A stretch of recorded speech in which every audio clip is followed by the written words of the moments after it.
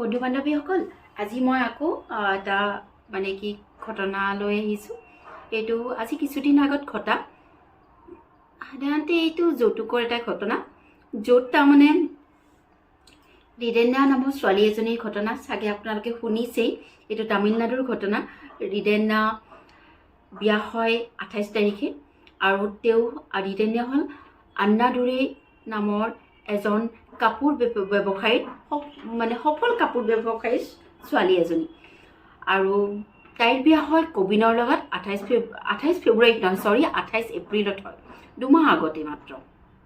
এতিয়া 28 এপ্ৰিলত যেতিয়া বিয়া হয় কবিনৰ লগত, বিয়াৰ সময়তে মানে সিহঁতৰ মাজত কথা বতৰা হয়, সিহঁতৰ মাক দেউতাকৰ লগত আৰু ৰিদেন্যাৰ মাক দেউতাকৰ লগত, যে 8 গ্ৰাম সোণ দিব আৰু এখন ভলভো কাৰ দিব, 70 লাখ টকাৰ ভলভো কাৰ দিব। কথামতে কাম হয়। ল'ৰাজনেই মানে কৈছিলে যে এনেকুৱা এনেকুৱা এইখন কাৰহে মোক লাগে, তো সেইমতে কাম হ'ল, সেইমতে দিব আৰু। কিন্তু যেতিয়া বিয়া হ'ল 28 তাৰিখে বিয়া হোৱাৰ পিছতে, দুসপ্তাহ পিছতে মানে কি তাই কান্দি কান্দি মানে দেউতাকৰ ঘৰলৈ আহে আৰু ক'বলৈ ধৰে যে মা দেউতা মোৰ বৰ অসুবিধা হৈছে, তাত মোক মোৰ শাহুৰে বহুত মানসিক অত্যাচাৰ দিয়ে আৰু মোৰ যিজন হাজবেণ্ড আছে কবিন, তেওঁ মোক মানসিকভাৱে আৰু শাৰীৰিকভাৱেও অত্যাচাৰ কৰে। আৰু কাৰণটো হ'ল যৌতুক। যি আপোনালোকে যৌতুক দিছে তেওঁলোকে শান্ত হোৱা নাই, তেওঁলোকক আৰু বেছি লাগে। কথাটো এইটোৱে যে এইখিনি যি দিছে আপোনালোকে, তেওঁলোকে শান্ত হোৱা নাই। দেউতা প্লিজ, পাৰিলে যিখিনি আছে তেওঁলোকৰ লগত আপুনি কিবা এটা কৰক, নহ'লে মই আৰু তাত থকাটো অসুবিধা হ'ব। তেতিয়া জীয়েকৰ কথা শুনি আন্নাদুৰাই এটাই কথাই ক'লে, আন্নাদুৰাই আৰু মানে মাক দেউতাক, তাই ছোৱালী হৈ জন্ম লৈছ যেতিয়া, লোকৰ ঘৰত গৈছ যেতিয়া, অকণমান সহ্য কৰিবই লাগিব আৰু কিবা ক'লেও মনে মনে থাকিবই লাগিব। আৰু তই নিজৰ ঘৰলৈ গুচি যা, মানে এতিয়া এইখন ঘৰ নহয়, সেইখন ঘৰে তাই নিজৰ, বাৰু যিয়ে নহওক সেইখন ঘৰত যা। তাই গুচি যায়, বহুত বুজোৱাৰ পিছত তাইও যায়। যোৱাৰ পিছত আকৌ একেই অত্যাচাৰ। তেতিয়া দেউতাকক তাই কান্দি কান্দি ৰেকৰ্ড কৰি পঠিয়াই যে দেউতা, মই আপোনালোক দুজন মোৰ কাৰণে সৰ্বস্ব হয়, আপোনালোক দুজনৰ কথা তথাপিও মই এটা কথাই ক'ব বিচাৰিছোঁ, এওঁলোকেতো মোক বুজি নাপায় আৰু মই যিটো মানসিক আৰু শাৰীৰিক অত্যাচাৰ সহ্য কৰি আছোঁ সেইটো কোনেও বুজি নাপায়। আৰু চাগে আপোনালোকৰ কাৰণে মই বুজা হৈ গৈছোঁ, আপোনালোকে মোৰ কথা বুজি নোপোৱা হৈছে, কিন্তু মোৰ কাৰণে আপুনি আৰু মা মোৰ কাৰণে পৃথিৱী হয়। গতিকে যিয়ে নহওক, এইবুলি চিঠি লিখি মানে ৰেকৰ্ড কৰি দেউতাকক পঠায়। তাৰপিছত দেউতাকে ভাবে বস্তুবিলাক ঠিক হৈ যাব।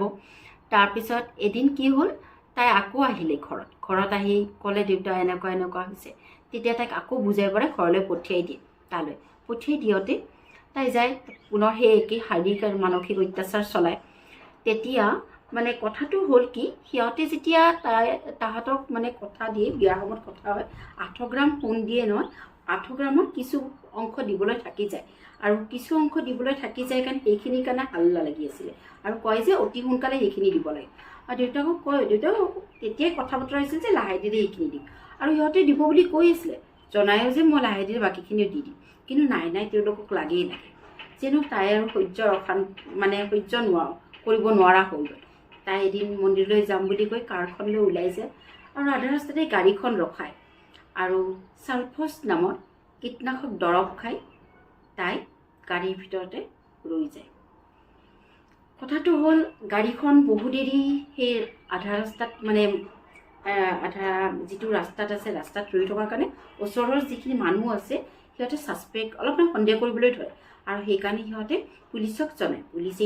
পুলিচ তাতে আহি যায়, আহি ইনভেষ্টিগেশ্যন চলায় আৰু তেওঁলোকে দুৱাৰ খুলি চায় যে এজনী ছোৱালী মৃত অৱস্থাত আছে। আৰু লগে লগে যেতিয়া চব কথা মানে গম পায়, সেইজনী ৰিধন্যা হয়, আৰু যেতিয়া ঘৰত গম পায় যে তাইৰ মৃত্যু হয়, তেতিয়া সকলোৱে মানে বস্তুটোৰ ওপৰত মানে পৰ্দা খুলে। কথাটো হ'ল, ইমান দিন কি কৰি আছিলে? আৰু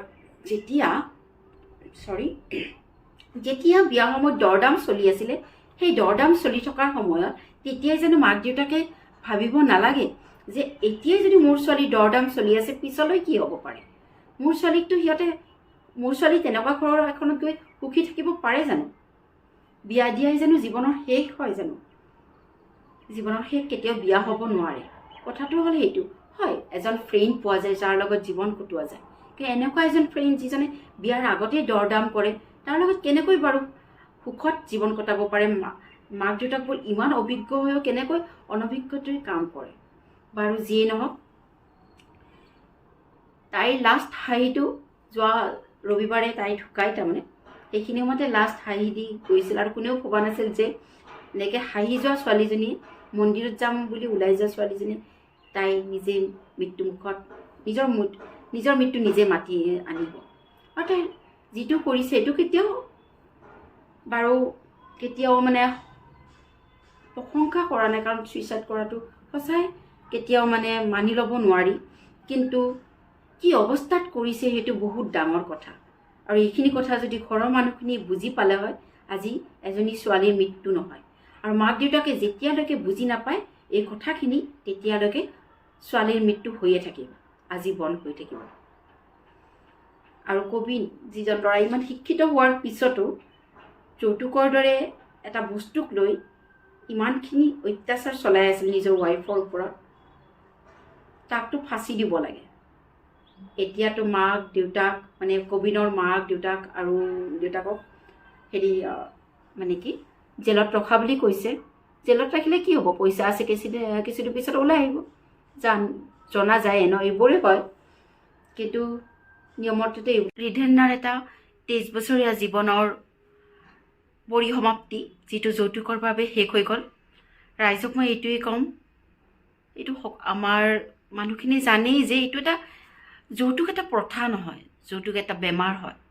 আৰু কিছুমান মানুহৰ এই বেমাৰ ইমান বেয়াকৈ মানে ব্ৰেইনৰ মাজত সোমাই আছে ন, যেতিয়া মানে এইটো অকল তামিলনাডুত হৈছে এনেকুৱা নহয়, কিছুমান ছ'চাইটিত দেখুৱাত নাই যে যৌতুক নাই, একো নাই, আমাৰ সমাজতো যৌতুক নাই, দেখুৱাত একো নাই, কিন্তু ঘৰখনত যেতিয়া উপস্থিত হয়, ঘৰখনত যেতিয়া কইনাজনী যায়, তেতিয়া কথাৰ মাজেৰে ইমান কথা বতৰা, মানে ইমান কথাৰ মানে শুনাই যে একোতো নানিলেই, একোতো কিনো আনিছে সেইজনীয়ে। কিন্তু এনেকুৱা বহু ধৰণৰ কথা হয় যিবোৰ এতিয়া অহা নাই, কিন্তু মুখেৰে মানে এনেকুৱা আছে যে এইটো সমাজততো এনেকুৱা নাই, মানে যৌতুক নাই। কিন্তু যেতিয়া খালী হাতেৰে এজনী ছোৱালী আহে, মানে খালী হাতে ন, অকণমানতো পঠিয়াই চবকে, কিন্তু কিবা এটা যি কম কৰি পঠিয়ায়, তেতিয়া সেই ছোৱালীজনীয়ে যিয়ে নহওক আকাৰে ইংগিতে বহুখিনি শুনিবলগীয়া হয়। সেইটো লাগিলে মানে বহুত সমাজতে মানে কোৱা যায় যে এইটো সমাজত নাই, কিন্তু বহুত আছে এনেকুৱা।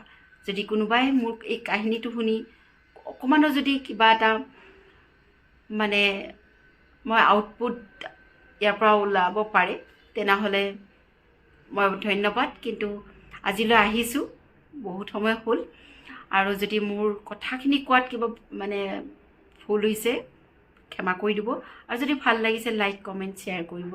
আজিলৈ আহিছোঁ, নমস্কাৰ।